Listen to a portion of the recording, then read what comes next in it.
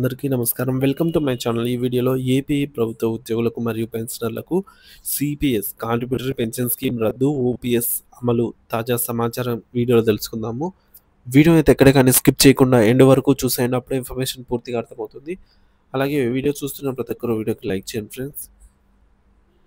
తోటి ఉద్యోగ పెన్షన్ మిత్రులతో అయితే షేర్ చేయండి.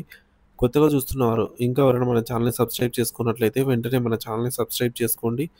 దీని ద్వారా నేను చేసే లేటెస్ట్ వీడియోస్ అన్నీ మీ వరకు రీచ్ అవుతాయి. ఇక ఆలస్యం చేయకుండా వివరాల్లోకి అయితే వెళ్ళిపోదాము.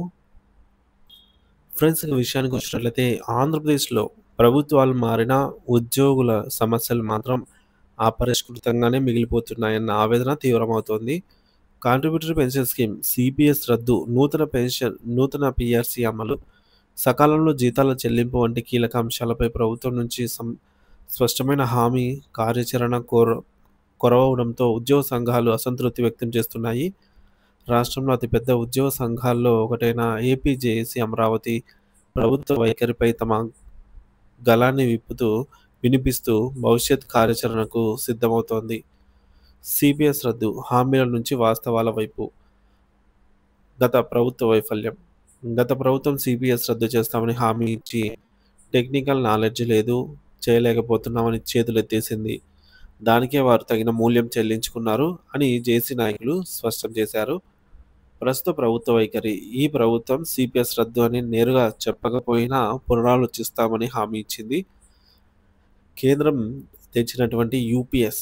ప్రస్తుతం కేంద్ర ప్రభుత్వం యూనివర్సల్ పెన్షన్ స్కీమ్ యూపీఎస్ను తీసుకొని వచ్చింది. దీని ప్రకారం చివరి జీతంలో 50% గ్యారంటీగా పెన్షన్ ఇస్తామని చెప్తున్నారు. పాత పెన్షన్ విధానానికి దీనికి ఉన్న ప్రధాన తేడా డిఏపిఆర్సీ అమలు మాత్రమే. ఆ రెండు కూడా అమలు చేస్తే అదే పాత పెన్షన్ విధానం అవుతుంది అని నాయకులు విశ్లేషిస్తున్నారు. ఉద్యోగి హక్కు అని సుప్రీంకోర్టే చెప్పింది. సో పెన్షన్ అనేది వారి యొక్క హక్కు. 62 ఏళ్ళ తర్వాత బ్రతికే కొద్ది కాలం కనీసం సగం జీతం రాకపోతే ఉద్యోగి కుటుంబం కుప్పకూలిపోతుంది. కాబట్టి పాత పెన్షన్ విధానమే శ్రేయస్కరం. భవిష్యత్ కార్యాచరణ: ప్రభుత్వానికి విజ్ఞప్తి, పోరాటానికి సన్నద్ధత. ప్రభుత్వం ఏర్పడి ఏడాది గడిచినా సమస్యలపై స్పందన లేకపోవడంతో జేఏసీ తమ కార్యాచరణను స్పష్టం చేసింది. అడగందే అమ్మైనా పెట్టదు అన్నట్టుగా ప్రభుత్వాలకు ఎన్నో సవాళ్లు, బాధ్యతలు ఉంటాయి. మేము మా సమస్యలను గుర్తు చేయకపోతే వారికి తెలియదు. అందుకే మా బాధను బాధ్యతగా ప్రభుత్వం దృష్టికి తీసుకెళ్తున్నామని జేఏసీ తెలిపింది. చర్చలు ప్రారంభం: గత కొన్ని నెలలుగా తాము గళం విప్పుతున్నందువల్లే ప్రభుత్వం ఇటీవల హెచ్ఓడీలతో ఆర్థికేతర సమస్యలపై చర్చలు ప్రారంభించిందని, త్వరలో చీఫ్ సెక్రటరీతో, ఆ తర్వాత ముఖ్యమంత్రితో సమావేశం ఉంటుందని ఆశాభావం వ్యక్తం చేశారు. ఒక మెకానిజం కావాలి. సమస్యల పరిష్కారానికి ఒక పటిష్టమైన వ్యవస్థను ఏర్పాటు చేయాలని జేఏసీ కోరుతోంది. ఏ స్థాయిలో ఏ అధికారులతో చర్చించాలో, ఏ గ్రూప్ ఆఫ్ మినిస్టర్స్ సమస్యలను పర్యవేక్షించాలో ఒక స్పష్టమైన విధానం ఉండాలి. ప్రతిదానికి ముఖ్యమంత్రికి వద్దకు వెళ్లాల్సిన అవసరం లేకుండా ఒక వ్యవస్థనైతే రూపొందించండి అని అయితే అంటున్నారు. ఇక ముఖ్యమంత్రి గారికి విజ్ఞప్తి: ఉద్యమం దాకా తీసుకురావద్దు అంటూ. గతంలో 2014-19 కాలంలో ఇదే ముఖ్యమంత్రి చంద్రబాబు నాయుడు గారు 43% ఫిట్మెంట్ ఇచ్చి ఉద్యోగుల మనసు గెలుచుకున్నారు. రాష్ట్రాభివృద్ధిలో ఉద్యోగులను భాగస్వాములను చేసిన చరిత్ర ఆయనకు ఉంది.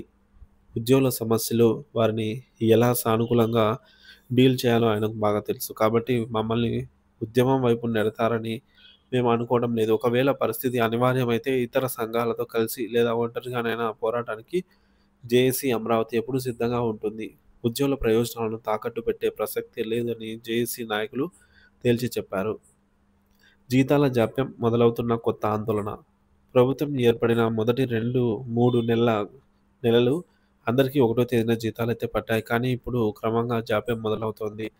గత నెలలో కూడా దాదాపుగా 57,000 మంది ఉద్యోగులకు 15వ తేదీ వరకు జీతాలు పడలేదు. ఈ జాప్యం భవిష్యత్తులో పెరగకుండా ప్రభుత్వం చర్యలు తీసుకోవాలని జేఏసీ కోరింది. ఇది ఉద్యోగుల్లో కొత్త భయాందోళనలకు కారణమవుతుందని వారు ఆవేదన వ్యక్తం చేశారు. సో ఉద్యోగుల సహనాన్ని పరీక్షించవద్దు. పీఆర్సీ, సిపిఎస్ జీతాలపై ప్రభుత్వం స్పందించాలని ఏపీ జేఏసీ అమరావతి గట్టిగా కోరుతోంది. గత ప్రభుత్వం మూల్యం చెల్లించుకుంది, ఉద్యమం దాకా తెచ్చుకోవద్దని ఈ ప్రభుత్వానికైతే విజ్ఞప్తి. సో దీనిపై మన ఉద్యోగ పెన్షనర్స్ స్పందించారండి. సో వారి స్పందన ఎలా ఉందనేది చూద్దాము. ఫ్రెండ్స్, ఇక్కడ చూడొచ్చు స్క్రీన్ పైన పెన్షనర్స్ కొందరు మనకైతే కామెంట్ చేశారు. కరోనాతో రాష్ట్రం ఆర్థికంగా కుదేలైపోయినా మీకు మాత్రం లక్షల్లో జీతాలు కావాలి. పేద ప్రజలు ఏమైనా మీకు సంబంధం లేదు. అసలు మీరు మనుషులేనా? మీలో మానవత్వం ఉందా? మీ జీతం నుంచి ఒక్క రూపాయి అయినా ఇచ్చారా? రాష్ట్రం కుదేలైపోయిన మీ జీతాలు మీకు కావాలా? నేను ప్రభుత్వ ఉద్యోగిని. నేను నా జీతం పెరుగుదల కంటే ప్రజల మేలు జరగాలని ఆలోచిస్తాను. ఆ రోజు కరోనాతో నలిగిపోయిన పేద ప్రజల కోసం ఒకసారి మీరు ఆలోచించండి. అలాంటి ప్రభుత్వం కరోనాను ఎంతో అద్భుతంగా ఎదుర్కొంది అని అది మర్చిపోయి గత ప్రభుత్వాన్ని మీకు నచ్చినట్టుగా విమర్శించడం మీకు ధర్మమేనా? ఎంతవరకు ధర్మం అని అయితే క్వశ్చన్ చేస్తున్నారు. సో ఫ్రెండ్స్, ఇది ఎవరి అభిప్రాయం వారికి ఉంటుంది. సో వారి అభిప్రాయాన్ని వారి విధంగా అయితే వ్యక్తం చేశారు. సో ఇక మరొకరు ఈ విధంగా అంటున్నారు. YS Jaganmohan Reddy ex CM గారు సిపిఎస్ రద్దన్నారు, ఐఆర్ తగ్గించారు, ఉద్యోగులను చాలా మనోవేదనకు గురి చేశారు. కరోనా టైంలో నర్సుల ప్రాణాలు పణంగా పెట్టి ట్రాన్స్పోర్ట్ లేకపోయినా సరే నడిచి వెళ్ళి విధులు అంటే డ్యూటీలు నిర్వహించాము. అందరూ ఇంట్లోనే ఉంటే మేము మాత్రం కరోనా పాజిటివ్ వచ్చినా కూడా సర్వీస్ చేశాము. తెలంగాణలో నర్సుని అప్రిషియేట్ చేసి బోనస్, ప్రమోషన్స్ అందరికన్నా ఎక్కువ కాలంలో ఇచ్చారు. ఇప్పుడు కూటమి ప్రభుత్వం అసలు ఉద్యోగులు ఏపీలో ఉన్నారా అన్న ఆలోచనే లేదు. జీవితం అంతా కష్టపడినా సొంత ఇల్లు ఉండదు. Bank balance nil, future zero, best politician అయితే అన్ని free, salary, pension life long అని అయితే అంటున్నారు. సో ఫ్రెండ్స్, ఇది వారి యొక్క అభిప్రాయమే మాత్రమే అండి.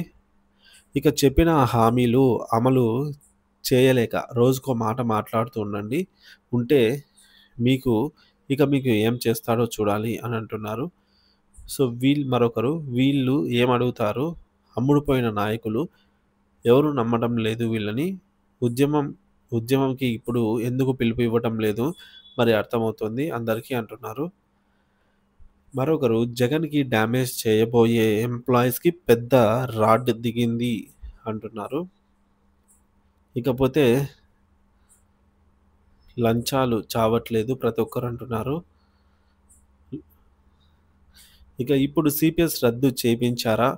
మీ కూటమి గవర్నమెంట్తో గాలి నాయలా అంటున్నారు. ఇప్పుడు ఈ విధంగా చూడండి ఫ్రెండ్స్, ఒక్కొక్కరు వారి యొక్క అభిప్రాయాన్ని మాత్రం వెల్లడించారు. సో ఈ పెద్ద మనుషులు, ఎంప్లాయీస్, నాయకులు అప్పుడు జగన్ గారు సీఎంగా వచ్చినప్పటి నుంచి ఐఆర్ ఇచ్చారు. కరోనా వల్ల 4% తగ్గించి 23% ఐఆర్ ఇచ్చారు. ఇప్పుడు ప్రభుత్వం దగ్గర కనీసం అప్పుడు 23% ఐఆర్ ఇవ్వమని చెప్పండి. ఇప్పుడు 1 ఇయర్ పోగా 13 నెలలకు ఐఆర్ పోగొట్టుకున్నాము. దీనికి బాధ్యత యూనియన్ లీడర్స్ వహిస్తారా అని అయితే అంటున్నారు.